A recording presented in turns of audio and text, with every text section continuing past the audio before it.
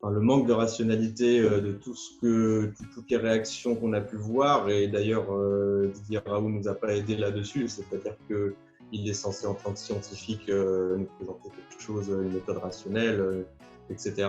Et il ne nous a pas du tout aidé à avoir ça.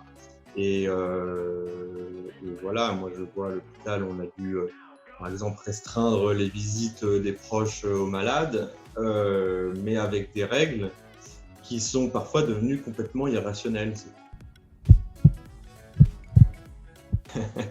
Et ben ni l'un ni l'autre, puisque je suis allé bosser tous les jours. En semaine, quoi. Je peux pas bosser le week-end. Et donc, plutôt glandouille le week-end, j'ai fait des trucs que je faisais pas d'habitude, quand même. J'ai réussi à lire des bouquins que j'avais envie de lire depuis longtemps, des choses comme ça.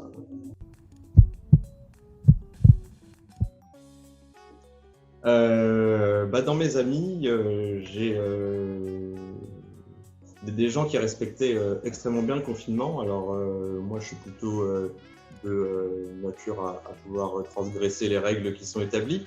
Mais ouais, c'est ça. Mais donc, je me suis permis de voir quelques amis pendant le confinement. Mais j'ai eu des amis qui vraiment refusaient de tout contact. Et j'ai un ami très proche qui habite pas loin de l'hôpital et je passe en bas de chez lui à chaque fois que je rentre chez moi.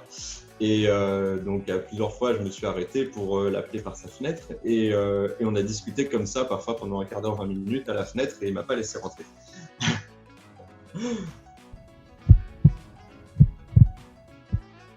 Pour moi, la distanciation sociale, c'est un révélateur des inégalités parce que quand on est dans un appart de 20 mètres carrés, une famille nombreuse à Paris, c'est pas pareil que quand on est dans sa résidence secondaire à l'île de Ré, par exemple. Good Morning England, Georges Bataille ou Frédéric Nietzsche.